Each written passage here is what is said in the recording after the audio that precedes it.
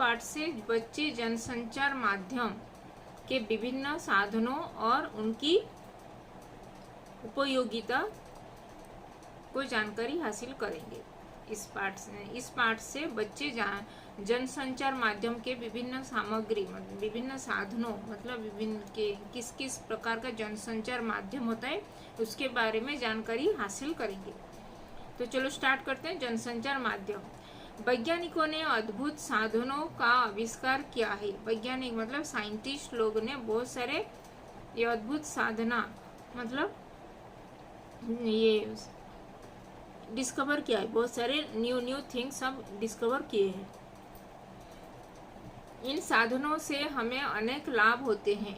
इन साधनों से मतलब ये जो न्यू डिस्कवरी किए हैं उनसे हमको बहुत सारे लाभ हमको मिलता है। कुछ बहुत सारी जानकारी हमको मिलता है। हम कुछ ही मिनटों में अनेक घंटा के काम काज कर लेते हैं। हम कुछ भी मिनट में कुछ सेकंड में हम बहुत सारे बड़े बड़े काम इतने चुटकी बजा के कर लेते हैं। बड़ा बड़ा काम इतना घंटों भरा काम उसको हम चुटकी से मिनट सेकंड में कर लेते हैं। रेडियो फर्स्ट है जनसंचार माध्यम का साधन जो है रेडियो। रेडियो के बारे में जानेंगे। 24 दिसंबर 1906 मतलब 1906 में की शाम को सबसे पहले रेडियो का प्रसारण आरंभ हुआ था। 1906 में 24 दिसंबर में पहले रेडियो चलाया गया था। रेगिनाल्ड फेसेडन ने इस प्रसारण के लिए बाउलिन बजाया था। बाउलिन मतलब भाउलिन जो बजाए थे रेगिनाल्ड फेसेडन ने वो भाउलिन बजाए थे। वो रेडियो में सब लोग सुने थे उस टाइम में भाउलिन का म्यूजिक। इसे अटलांटिक महासागर के जहाजों के लोगों ने सुना। अटलांटिक महासागर के पास जो लोग सब थे वो लोग इस वायोलिन का फर्स्ट टाइम वो लोग रेडियो से सुने थे। इससे पहले जगदीश चंद्र बोस और इटली के मार्कोनी ने सन 1900 में इंग्लैंड से अमेरिका तक बेतार यंत्र से अपने संदेशों को भेजा था। इससे पहले जो जगदीश चंद्र बोस जी ने इंडिया के जगदीश चंद्र बोस और इटली के मार्कोनी ने 1900 में इंग्लैंड से अमेरिका यूके से यूएस तक वो बेतार यंत्र मतलब रेडियो यंत्र से वो अपने संदेश अपना मैसेज भेजे थे रेडियो से। उसके उपरांत 2 वैज्ञानिकों ने और भी काम किया था। इनका नाम है लीथ फॉरेस्ट और चार्ल्स हेराल्ड। इन दोनों साइंटिस्ट ने और भी रेडियो के ऊपर काम किए थे। सन 1918 में लीथ फॉरेस्ट ने न्यूयॉर्क के हाईब्रिज नामक जगह पर रेडियो स्टेशन की स्थापना की थी। पहले जो स्थापना रेडियो स्टेशन कहाँ पे हुआ था? न्यूयॉर्क के हाईब्रिज के जगह में 1918 में लीथ फॉरेस्ट लीथ फॉरेस्ट ने वो न्यूयॉर्क के हाईब्रिज में वो रेडियो स्टेशन का स्थापना किए थे। वहां पे रेडियो स्टेशन स्टार्ट हुआ था। कुछ ही सालों में रेडियो स्टेशन दुनिया भर में खुल गए। फिर कुछ ही सालों के बाद वो जो फर्स्ट न्यूयॉर्क में हुआ था हाईब्रिज में, और फिर उसके बाद बहुत सारे दुनिया भर के सभी जगहों में रेडियो स्टेशन ओपन हो गया। नवंबर 1941 के सुभाष चंद्र बोस ने 1941 में सुभाष चंद्र बोस जी नेताजी सुभाष चंद्र बोस ने रेडियो से भारत को संबोधित किया था। वो रेडियो से ही भारत को संबोधित किए थे 1941 में, बिफोर सेकेंड वर्ल्ड वॉर। जो सेकेंड वर्ल्ड वॉर जो खत्म हुआ था 1945 में, वो 1941 में वो सुभाष चंद्र बोस ने रेडियो से संबोधित किया था भारत को। 1936 में भारत एम्पोरियल रेडियो ऑफ इंडिया नामक स्टेशन शुरू किया था। वहां पे रेडियो स्टेशन शुरू हुआ था इंडिया में। आगे चलकर यही स्टेशन ऑल इंडिया रेडियो बन गया। फिर आगे चल के यही जो स्टेशन 1936 में जो रेडियो स्टेशन स्टार्ट हुआ था, एम्पेरियल रेडियो स्टेशन, वो फिर उसके बाद वो ऑल इंडिया रेडियो में नामित किया गया, उसको चेंज कर दिया उसका नाम, एम्पेरियल रेडियो ऑफ इंडिया को चेंज करके ऑल इंडिया रेडियो बन गया वो। आजकल रेडियो स्टेशन की आकाशवाणी कहते हैं।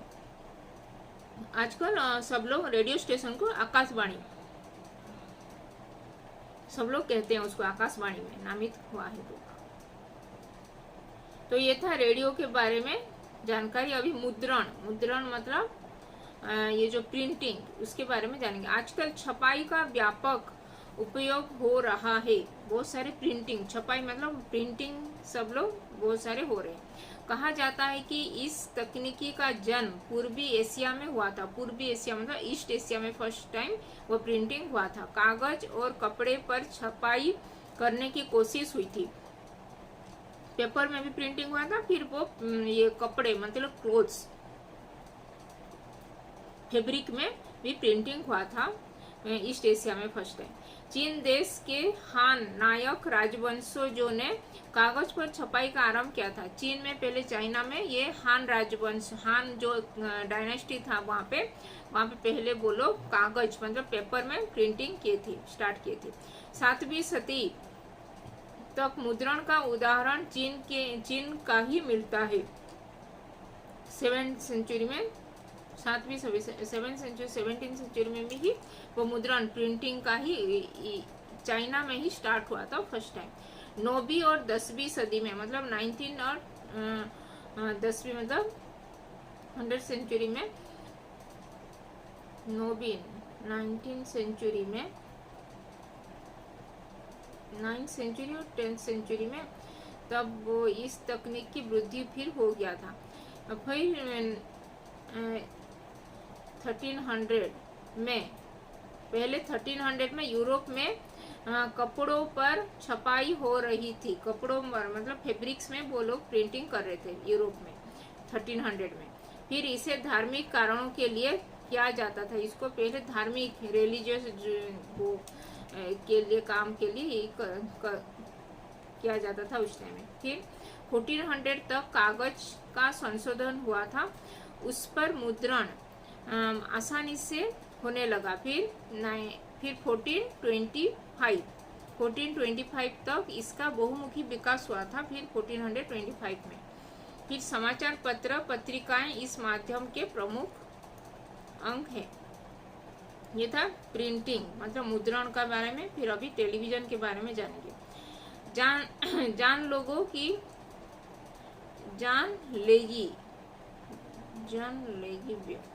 जॉन लोगी बेयर्ड ने 1924 में पहले टेलीविजन का आविष्कार किया था। वो टेलीविजन आविष्कार जॉन बेयर्ड जो ये 1924 में वो किए थे। यह स्कॉटलैंड देश के निवासी थे। वो स्कॉटलैंड, जॉन बेयर्ड वो स्कॉटलैंड के निवासी थे, वहाँ पे रहते थे। इसने 1924 में मनुष्य की मुख्य कृतियाँ का प्रसारण किया था। टेलीविजन अत्यंत रोचक साधन है। यह दुनिया भर के मतलब ये सबको एंटरटेन करता है टेलीविजन के माध्यम से।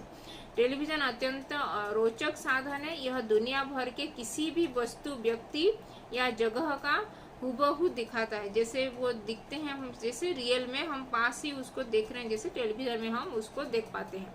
सबसे पहले काले सफेद रंगों में सभी कार्यक्रम प्रसारित होते थे। मतलब पहले ब्लैक एंड व्हाइट में हम लोग देखते थे, फिर वो ब्लैक एंड व्हाइट ये फिर चेंज होके फिर कलर पिक्चर सब हम देखने लगे ये टेलीविजन में। आजकल विभिन्न रंगों में प्रसारित हो रहे हैं। यह चित्रों सहित ध्वनियों को भी प्रसारित करता है। भारत में टेलीविजन का प्रसारण 1921 में पहले हुआ था। सितंबर 15 को 1921 में पहले टेलीविजन प्रसारण हुआ था भारत में। इन दिनों यह व्यापार का सशक्त साधन बन गया था। मनोरंजन टेलीविजन का प्रधान कार्य है। टेली का अर्थ है दूर, दूर, टेलीविजन मतलब दूर से प्रसारण होने वाला दृश्य, उसको बोलते हैं टेलीविजन। विजन का अर्थ है दृष्टि, दूरदृष्टि। इसके द्वारा हजारों मील दूरी पर स्थित दृश्यों को देखते देखते विवरण को भी सुन सकते हैं, ये है टेलीविजन। अभी कंप्यूटर के बारे में जानेंगे। जनसंचार माध्यम। कंप्यूटर एक अद्भुत मशीन है, इलेक्ट्रॉनिक मशीन है ये। इसमें बहुत ही शीघ्र गणितीय काम कर सकते हैं, बहुत ही कैलकुलेशन, बहुत ही मैथमेटिकल कैलकुलेशन सब हम कंप्यूटर से कर सकते हैं। किसी भी विचार को तर्क संगत पा सकते हैं और जांच पड़ताल की भी कर सकते हैं। यह कंप्यूटर विचारों को अपने स्मृति भंडार, स्मृति भंडार मतलब मेमोरी में रख लेता है। हम अपनी आवश्यकता के अनुसार इसका उपयोग कर सकते हैं। इसका दिमाग है सीपीयू, सीपीयू कहते हैं इसको दिमाग। इसे control processing unit that is CPU, CPU का फुल फॉर्म है कंट्रोल प्रोसेसिंग यूनिट कहते हैं। चार्ल्स बेबेज ने इसका पहले निर्माण किया था। चार्ल्स बेबेज है उसका आविष्कारक। सबसे पहले यह कंप्यूटर बड़े कमरे की तरह था, बड़े कमरे में था वो। आजकल यह मोबाइल जैसे छोटा मोबाइल जैसे यह कंप्यूटर अभी पाम टॉप, लैपटॉप, जो लैपटॉप के पाम टॉप, ऐसे मोबाइल जैसे कंप्यूटर सब निकल चुके हैं। अत्यंत छोटे रूप में भी प्राप्त हो रहे हैं आजकल। अभी ये था ये कंप्यूटर के बारे में, जनसंचार माध्यम के बारे में जानकारी। अभी इंटरनेट के बारे में जानेंगे। इंटरनेट को नेट भी कहते हैं। इंटरनेट मतलब नेट भी कहते हैं। दुनिया की सभी कंप्यूटरों से यह इंटरनेट आपस में संपर्क करा सकता है। सबसे ग्लोबल नेटवर्किंग ये होता है। दुनिया भर के देशों में हम इसके द्वारा विचारों को भी भेज सकते हैं, उसको सेंड कर सकते हैं। यूएसए में एडवांस रिसर्च प्रोजेक्ट एजेंसी है यूएसए में। इस संस्था ने 1961 में इंटरनेट का आविष्कार किया था। 1961 में इंटरनेट का आविष्कार हुआ था यूएसए में, जो एडवांस रिसर्च प्रोजेक्ट एजेंसी ने। आजकल करोड़ों लोग इंटरनेट का उपयोग, सभी लोग आजकल बच्चे से बूढ़ों तक सब लोग, ये बड़े लोग सब लोग इंटरनेट का ये यूज कर रहे हैं। इससे किसी भी व्यक्ति, वस्तु, जगह, नदी, पर्वत, समुद्र के बारे में सभी इतने छोटे से छोटे भी जानकारी भी हम इंटरनेट से हम जान पा रहे हैं। जानकारी हम प्राप्त कर सकते हैं। निश्चित पता कंप्यूटर की स्क्रीन पर दिखता है, जिस पर क्लिक करने से वह पेज खुल जाता है। क्लिक करने से वो पेज भी खुल जाता है। इसे वेब प्रोसेसिंग कहते हैं। ब्राउज का अर्थ है ढूंढना। ईमेल, ब्राउजिंग जो करते हैं उसका बोलते हैं ढूंढना। ईमेल मतलब इलेक्ट्रॉनिक मेलिंग। मेल का अर्थ है डाक, जो पोस्ट करते हैं, मेलिंग करते हैं। किसी भी देश में बैठकर ईमेल भेज सकते हैं, यह इंटरनेट का प्रमुख भाग है। फिर मोबाइल फोन है। मोबाइल फोन से अभी मोबाइल फोन के बारे में जानेंगे। मोबाइल फोन को सेल फोन भी बोलते हैं, सेल्यूलर फोन भी और हेडफोन भी कहते हैं। इससे सेल्यूलर नेटवर्क से चलाया जाता है। इस फोन का आविष्कार पहले मार्टिन कूपर, मोबाइल फोन का आविष्कार पहले मार्टिन कूपर ने किया था। सर्वप्रथम मोबाइल फोन सन 1946 में जून 17 को कॉल किया गया था। पहले ये मोबाइल कॉल हुआ था उस दिन। यह कॉल सेंट लुइस और मिसूरी के बीच हुआ था। सेंट लुइस और मिसूरी दोनों ये कॉल किए थे, मोबाइल कॉल। यह जगह यूएसए में है। घर में बैठे बैठे लोगों ने आपस में बातें की। इस फोन के अनेक उपयोग है। इसमें फोटो भी खींच सकते हो। मोबाइल फोन से हम बातें भी कर सकते हैं बहुत दूर से, और बहुत दूर जो हमारे लोगों से, और फिर उससे हम फोटो भी खींच सकते हैं, वीडियो भी बना सकते हैं। वीडियो बातें भी कर सकते हैं, मतलब जो वॉइस कॉलिंग जो होता है वो भी कर सकते हैं। वॉइस कॉलिंग, ये वीडियो कॉलिंग भी होता है। सीधे ईमेल भेज सकते हैं, सीधे वो डायरेक्ट मेल भी कर सकते हैं। फिर और प्राप्त भी कर सकते हैं। रेडियो भी सुन सकते हैं, रेडियो भी इससे सुन सकते हैं। इस फोन में आजकल और भी अनेक सुविधाएं यहाँ पे उपलब्ध है। तो ये था जनसंचार माध्यम के बारे में कुछ जानकारी। तो पहले क्या क्या ये जाने, रेडियो के बारे में, फिर मुद्रण मतलब प्रिंटिंग के बारे में, फिर टेलीविज़न के बारे में जाने, फिर कंप्यूटर के बारे में, और फिर इंटरनेट के बारे में, और मोबाइल फ़ोन के बारे में जाने। ये था जनसंचार माध्यम के बारे में